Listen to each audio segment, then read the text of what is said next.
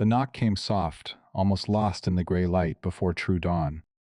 Clara Hayes stood on the warped porch boards of the ranch house, her shawl pulled tight against the October chill, one hand clutching the frayed handle of a carpetbag, the other resting on the shoulder of her 6-year-old son Samuel. Behind her 5-year-old Ellie clung to her skirt, face pressed into the wool, as if the fabric could hide her from the wide emptiness around them. Claire's breath clouded in small, steady puffs. She had practiced this moment in her mind for weeks on the rattling train cars and jolting stagecoaches, but now the words felt thin as winter air. She had come from Ohio because the bank had taken the farm after her husband Thomas died of fever last spring. The letter from the lawyer had been curt debts, outran the harvest, the land sold at auction for pennies on the dollar. Thomas had spoken once of a cousin here in Montana Territory, a man named Elias Crow, who ran cattle on a spread near the Bitterroot foothills. No letters had passed between them in years, but the name was all she had left when the last neighbor turned away, and the children began to ask why supper grew smaller each night. She had sold what little remained Thomas's tools, her mother's silver brooch, and bought tickets west. No adventure drove her, only the hollow certainty that staying meant watching her children starve. The door opened without hurry. A tall man in wool socks stepped into the frame, suspenders loose over a faded shirt. Hair still tousled. Elias Crow regarded them without surprise or welcome, only the quiet assessment of a man who had seen many things arrive unannounced on his doorstep. His eyes pale as washed denim moved from Clara to the children, then back. "Morning," he said. The voice was low gravel scraped from disuse. Clara swallowed. "Mr. Crow, I'm Clara Hayes. Thomas Hayes's widow. He was your cousin."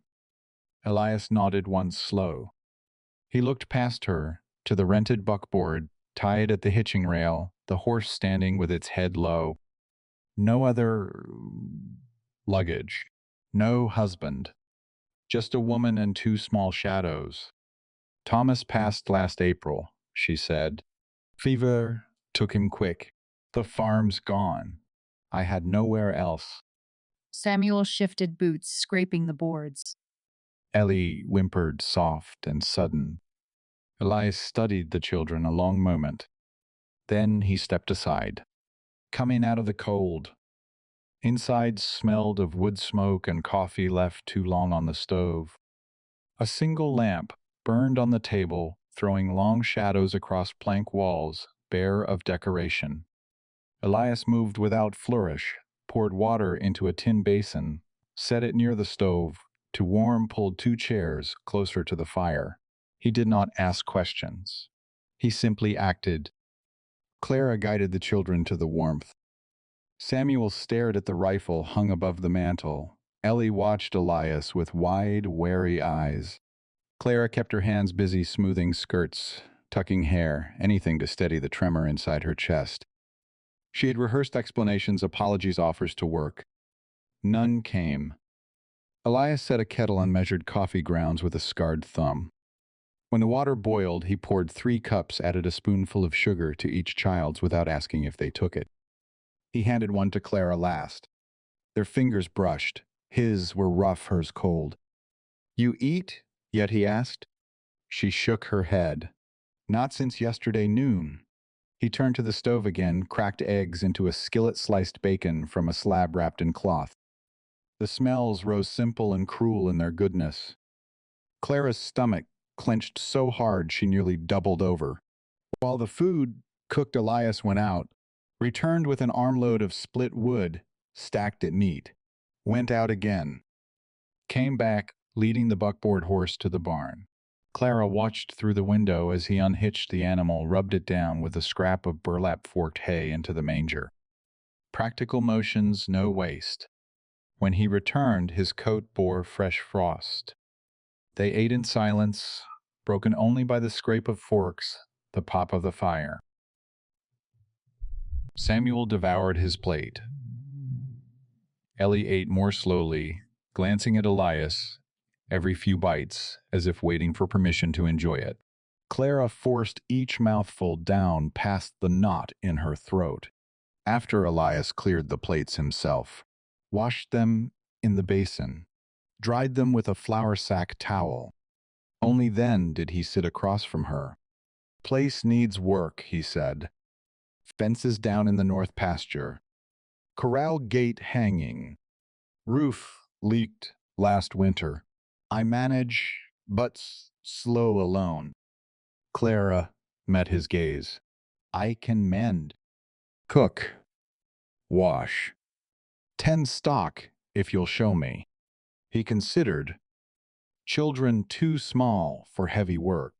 They'll help what they can. A long pause.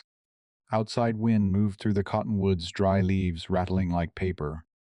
You stay, he said finally. Till spring at least. See what the winter brings. Relief struck her like a physical blow. She nodded, unable to speak. Elias rose, took his hat from the peg. I'll show you the rooms.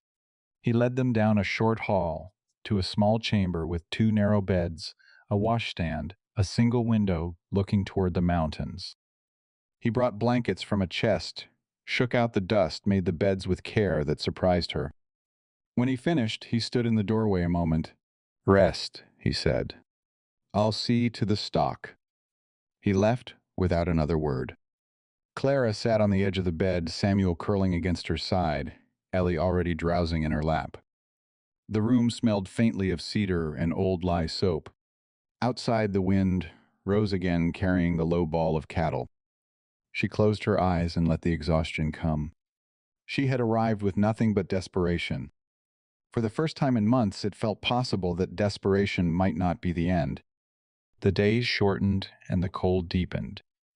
Clara woke before first light each morning, the small room still dark, Samuel and Ellie breathing soft in their sleep. She moved quietly to the kitchen, built up the fire, from embers set water to boil.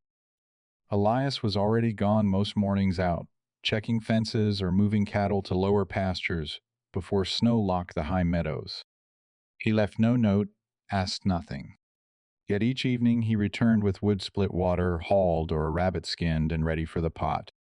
Small proofs that he noticed her efforts. She learned the rhythm of the place, the way one learns a new language, slow through repetition and mistake. The first week her hands blistered splitting kindling. Elias said nothing, only left a pair of old leather gloves on the table the next morning. She mended socks by lamplight until her eyes burned. She learned to skim cream from milk pails, to churn butter without splashing half across the floor, to read the sky for weather. The way Elias did, with a glance at the ridge and the color of the clouds against the peaks. Samuel followed Elias like a shadow. At first the boy kept distance, watching from doorways. Then one afternoon, Elias handed him a small hatchet and showed him how to notch kindling, so it caught quick. Samuel's face flushed with pride when the first stick split clean. Ellie took longer. She hid behind Clara's skirts when Elias entered a room, but she watched him feed the barn cats with scraps, and one evening she left a small drawing, a crooked horse, on his plate. He folded it careful, tucked it inside his shirt pocket without comment. Trust arrived in fragments. A shared glance when a calf bawled too long in the night. A nod when Clara set supper on the table, exactly as he liked it, meat brown potatoes fried crisp. Once, after a hard frost cracked a water trough, Elias worked late repairing it by lantern light. Clara carried coffee out to him. He took the cup, their fingers meeting again in the cold. He did not thank her aloud. Instead, he said, winds shifting north, storm by morning. It came, as he predicted, gray and bitter snow driving sideways. The house groaned under the weight of it. Clara kept the stove, hot-baked cornbread stewed the last of the dried apples. Elias stayed close, checking the stock every few hours, returning with ice in his beard. Samuel and Ellie pressed against the window, watching white erase the world. When the wind howled loudest, Elias sat by the fire and told them in his spare way about the winter. His father built the house, how the logs were hauled by ox team, how they lived in a dugout while the walls rose. The children listened wide-eyed. Clara listened too, hearing the shape of the man beneath the silence. One night, the storm eased enough for Elias to step outside. Clara followed a moment later, wrapped in a quilt. The sky had cleared, stars burned cold and close. Elias stood looking toward the dark line of the mountains. "Thomas ever tell you about this place?" he asked. "Only that it was hard country. And beautiful." Elias nodded. "He left when he was 16. Said he wanted land that didn't fight back so much." A pause. He was right. Clara looked at the snow-covered yard, the barn roof heavy with white. "I'm sorry I came unasked." "You came asked," he said. "By need." She felt the truth of it settle in her chest, heavy and clean. Weeks passed. The snow lay deep, but the days grew steadier. Clara's hands toughened. She learned to throw a rope to doctor a lame horse with liniment and patience. Elias began to speak more not long speeches, but pieces how the creek had changed course after the big flood of '89, how his mother used to plant lilacs by the porch that never took. Once he showed her the small grave behind the barn, his younger sister taken by diphtheria at 9. He spoke of it plain without self-pity. Clara told him about Thomas's last days, the fever dreams, the way he held her hand until he couldn't anymore. They did not comfort each other with words. They simply stood together in the telling. Then, in early December, a rider came. He was a thin man in a black coat, spectacles fogged from the ride. He introduced himself as Mr. Harlan Voss, attorney for the First Territorial Bank of Missoula. He carried papers tied with red ribbon. The bank, he explained, held a lion on the ranch placed years earlier when Elias's father borrowed to buy breeding stock after a hard winter killed half the herd. Payments had been irregular. Interest had compounded. The note was due in full by spring. Voss spoke without heat, only the calm certainty of law. "The land is valuable now. Rail line coming through the valley next year. Water rights alone would fetch a good price." Elias listened without expression. When Voss finished, Elias said, "I paid what I could." "Not enough, I'm afraid." Clara stood in the doorway, arms crossed tight. She felt the old fear rise again, the same fear that had driven her west. Voss tipped his hat. "I'll be back in March with the sheriff if need be." He rode away through the snow. That night, Elias sat at the table long after the children slept, staring at the papers. Clara poured coffee, sat across from him. "We'll fight it," she said.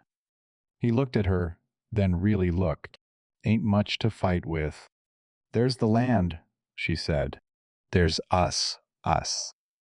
He did not answer right away. Outside, the wind had returned soft now, sifting snow against the window. After a while, he folded the papers once, set them aside. "Spring's a long way off," he said. But in his voice, Claire heard something new, not defeat, but resolve. The winter pressed harder after Voss's visit. Snow fell in heavy, silent blankets that muffled every sound, except the creak of the house settling under the load. Claire rose earlier each day, banking the fire higher boiling water for coffee before Elias stirred. She felt the calendar turning against them each shortened day, a reminder that March loomed closer, carrying the sheriff with it. Elias worked without pause. He rode the boundaries in the worst weather, checking for breaks where wolves or coyotes might slip through. He repaired the windmill that pumped water to the stock tanks, climbing the tower in gloves stiff with ice. When he came in at dusk, his face was raw from wind, but he never complained. Instead, he sat to pull off boots crusted with snow, then went straight to the barn to fork hay or check the pregnant cows due soon. Clara watched him from the kitchen window, saw a man carrying more than the weight of his coat. One afternoon, Samuel found him in the tool shed, sharpening an axe. The boy stood in the doorway, breath clouding. "Can I help?" Samuel asked. Elias looked up, considered. "Hold the stone steady." Samuel took the whetstone in small hands. Elias drew the blade slow across it, the metallic rasp steady as a heartbeat. After a while, Elias spoke without looking at the boy.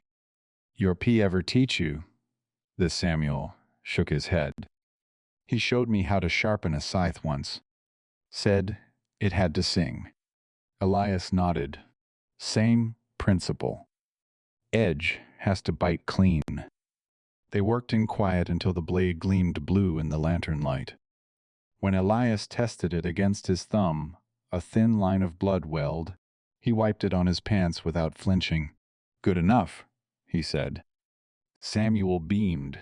That night at supper, he told Ellie the story of the singing axe, embellishing until the blade could cut moonlight. Ellie laughed. First real laugh Clara had heard since Ohio. Clara caught Elias's eye across the table. He gave the smallest lift of one shoulder almost a shrug. The days grew colder still. The creek froze solid. Elias chopped a hole each morning so the cattle could drink. Clara learned to break ice with a maul, the shock jarring up her arms until her shoulders ached. She no longer minded the pain. It felt honest. Then came the night the first heifer went into labor. Elias woke Clara just past midnight. Need your hands, he said. She dressed quick, followed him to the barn through snow that reached her knees. Inside the air was thick, with the smell of hay and warm animal.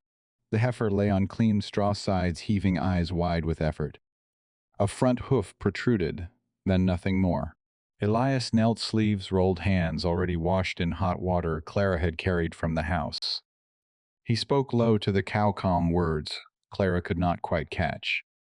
When the heifer strained again, he reached in slow and sure, feeling for position. Twisted, he said. Calves turned wrong. Clara knelt beside him, heart hammering.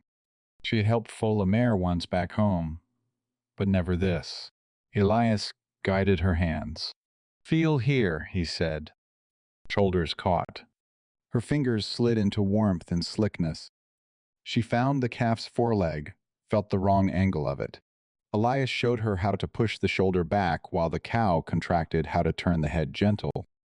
Sweat ran into her eyes. The heifer, loud, deep, and desperate.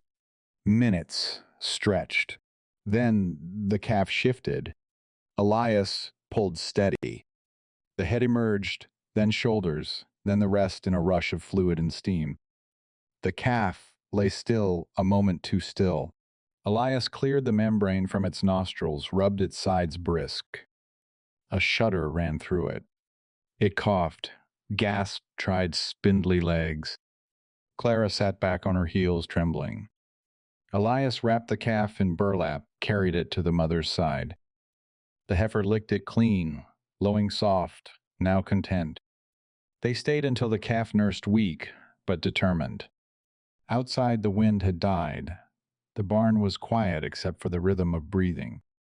Elias wiped his hands on a rag. You did good. Clara looked at the new life, small and wet and alive. Tears came sudden and hot. She wiped them away quick. Couldn't have done it without you, she said. He met her eyes. We did it together. They walked back to the house, in silence, snow crunching underfoot. The sky had cleared, the stars stood sharp. At the porch, Elias paused. Name it what you want, he said. The calf. Clara thought a moment. Hope, she said. Elias nodded once. Hope it is. Inside the fire had burned low.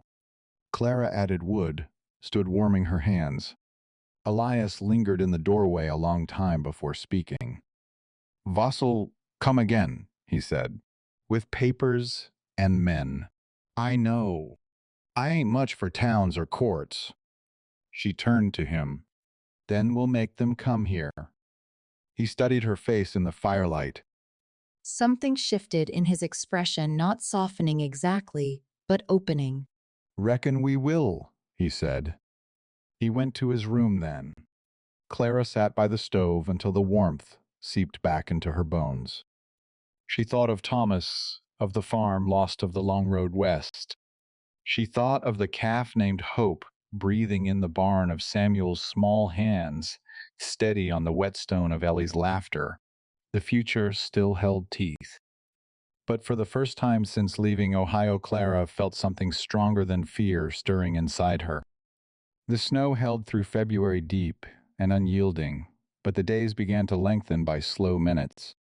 Clara felt the change in her bones first, the way the cold lost its sharpest edge by mid-morning, the way sunlight lingered a little longer on the south-facing porch. She took to hanging laundry outside again, pinning shirts and small dresses to the line Elias had strung between two cottonwoods. The cloth snapped in the wind like flags of small victory. Elias spent longer hours in the saddle now, riding out to check the upper pastures where the snow melted first. He came back each evening with reports delivered in few words, grass showing through in patches, the creek running again under thin ice calves dropping steady. Hope, the heifer's calf, had grown sturdy on milk and meadow hay. She followed Samuel everywhere, butting his legs when he carried buckets, earning the boys' solemn laughter. One afternoon, Clara found Elias in the barn loft sorting seed potatoes from last fall's harvest. He knelt among burlap sacks, hands careful as he culled the soft ones saved the firm. Sunlight slanted through cracks in the boards, dusting his shoulders gold. Clara climbed the ladder, set a tin of coffee beside him. "Thought you might want this," she said. He took it, fingers brushing hers longer than necessary. "Thanks." She sat on a bale watching him work. After a while, she spoke. "Voss said, March. That's next week." Elias nodded without looking up. "Sheriff will ride with him. Maybe 2 deputies, if they think we'll make trouble." We won't." He set a potato aside, dusted dirt from his palms. "No, we won't." Clara studied the line of his jaw, the faint scar along his left cheek, where a barbed wire had caught him years before. What happens if they take it? He was quiet so long she thought he would not answer. "Then we load what we can on the wagon. Head north. Find open range till we can start again." The words landed heavy. Clara felt the old hollow open inside her, the same hollow that had driven her to this door months ago. But this time, it did not swallow her whole. "I won't run again," she said. Elias met her eyes then. "Neither will I." They sat in the warm slant of light, the loft smelling of dry hay and earth. Down below, Ellie's voice drifted up, singing a half-remembered hymn while she scattered grain for the chickens. Samuel answered with a whistle to the barn cats. Ordinary sounds. Precious. That evening, Elias rode into town. He returned after dark with a small bundle wrapped in oilcloth. At the table, he untied it slow. Inside lay 2 documents, a surveyor's plat of the ranch boundaries drawn in careful ink, and a handwritten letter from the county recorder, stating the line had been recorded but not yet foreclosed. Elias spread them flat. "Thought we might need proof. This is ours," he said. Clara traced the lines with a fingertip. "You paid for these traded work. Fixed the recorder's roof last fall." He remembered. She looked at him across the lamplight. "You've been planning since the day Voss came." She felt something loosen in her chest, not relief exactly, but readiness. The next morning, a wagon arrived unannounced. Not Voss, but old man Pritchard from the next valley over, his wife, Mary, beside him, on the seat, their grown son, Caleb, driving. Pritchard climbed down, stiff hat in hand. "Heard talk in town," he said to Elias. "Banks moving on your place come March. Figured we'd see if you needed hands." Elias regarded them a long moment. "Appreciate it." Mary stepped forward, carrying a basket covered with a checkered cloth. "Brought bread, jam, few jars of peaches. Children might like them." Ellie peeked from behind Clara's skirt. Samuel stood straight, trying to look taller. Pritchard cleared his throat. "Folks been talking. Say the bank's hungry for water rights now the rail's coming. Say they'll push hard. We don't much like men in suits telling us what ground we walk on." Elias nodded once. "Obliged." More came over the next days. The widow Larson with her two boys bringing smoked trout and a spare team of mules. The school teacher Miss Hale with books she thought Samuel and Ellie might read. Even the blacksmith who left a new hasp and hinge for the corral gate without a word. Clara watched the yard fill with quiet offers, sacks of flour, a side of bacon, a coil of rope. No speeches. No promises, shouted loud.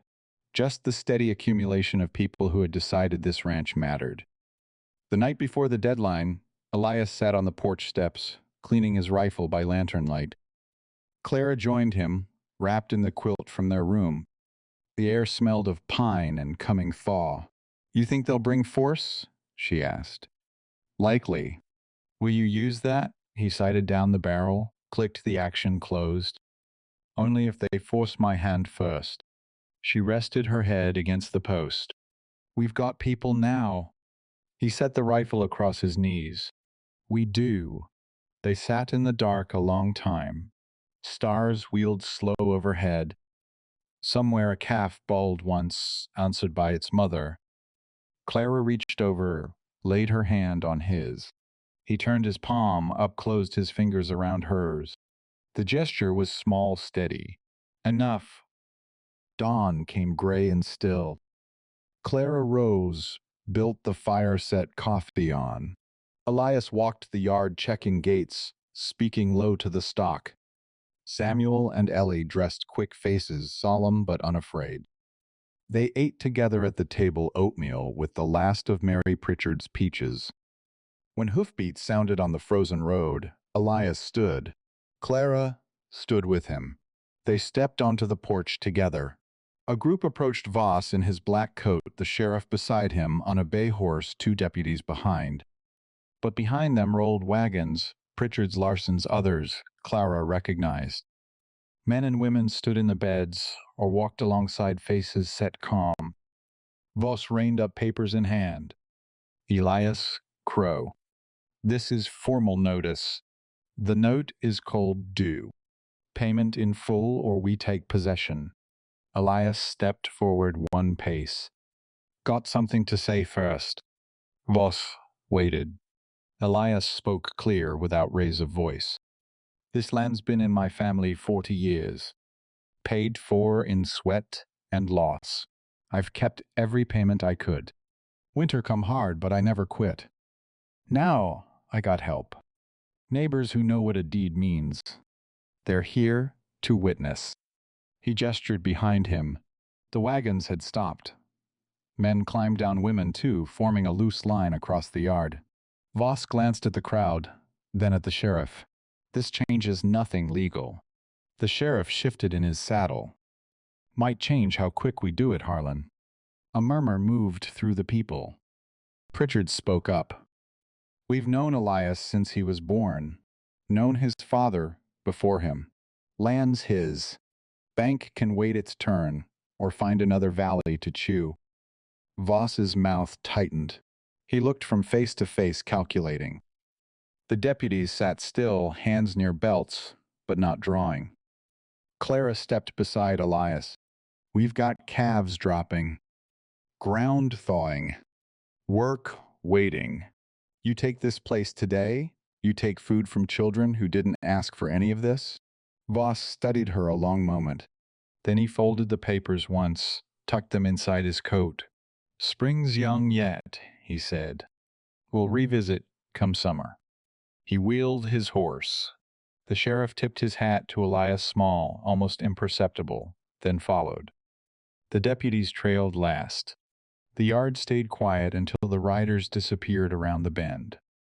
Then Pritchard clapped Elias on the shoulder. Mary pressed a jar of preserves into Clara's hands. Voices rose soft and relieved. Elias turned to Clara. His eyes held something new, gratitude, maybe, or the beginning of peace. She smiled, small but real. They had not won forever, but they had won today. Spring arrived reluctant in fits of mud and sudden sun.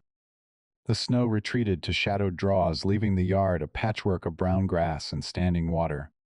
Clara stepped out each morning to find the earth softening, underfoot the smell of wet soil rising sharp and promising. Calves bawled in the lower pasture. The creek ran full and noisy over stones worn smooth by years. Elias rose with a light, now no longer waiting for the cold to drive him. He mended the last of the winter-broken fences while Samuel trailed him handing staples and wire. The boy had grown an inch since fall, his voice cracking on longer sentences. Ellie followed too, collecting small stones she claimed were treasures, piling them in jars on the porch sill. Clara watched from the kitchen doorway and felt time move steady beneath her feet.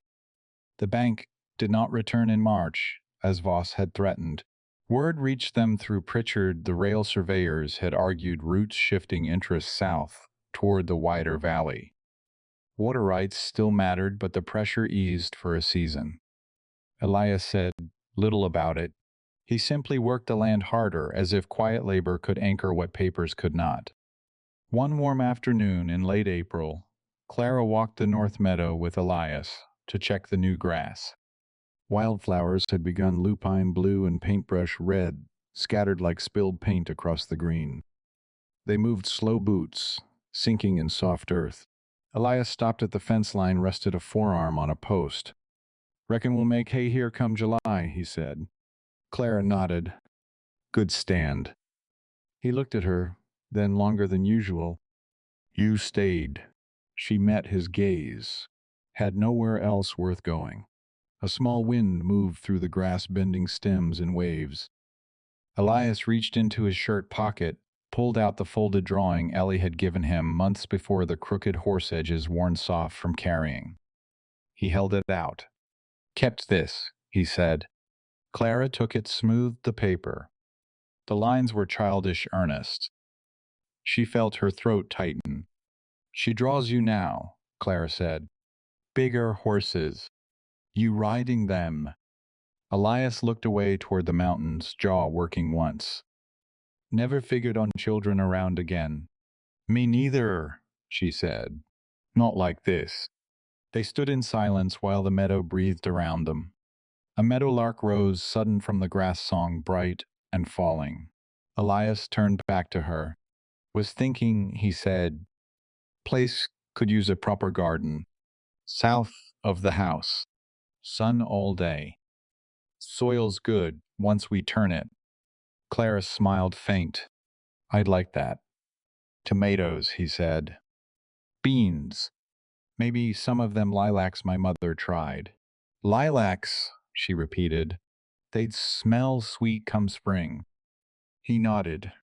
"Then quieter, and if you wanted, we could make it permanent. You and the children." The words hung plain between them. No flourish. No grand declaration. Just the offer of a life built slow, day by day.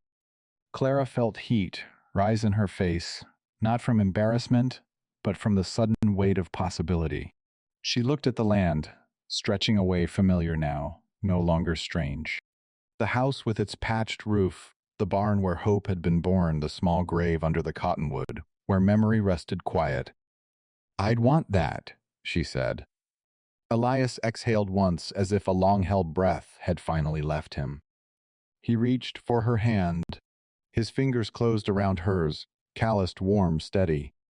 They stood that way a long minute, the meadow alive with insect hum and distant cattle lowing. Later, when the sun dropped low in gold, they walked back together. Samuel ran out to meet them, Ellie close behind. The children talked over each other. Something about a frog in the water trough, a hawk circling high. Elias listened, answered in his spare way.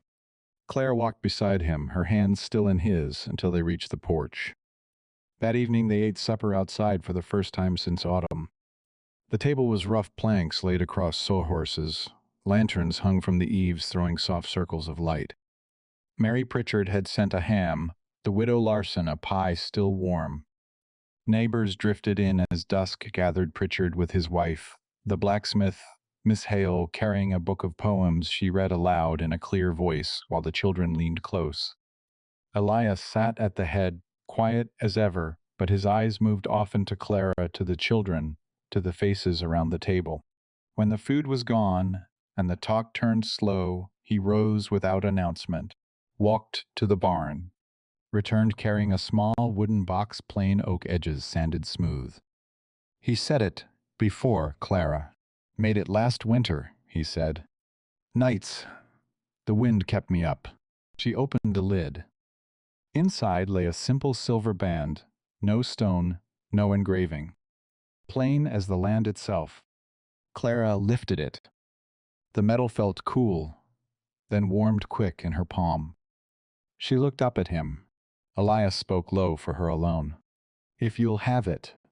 Tears came again, quiet ones, this time no shame in them.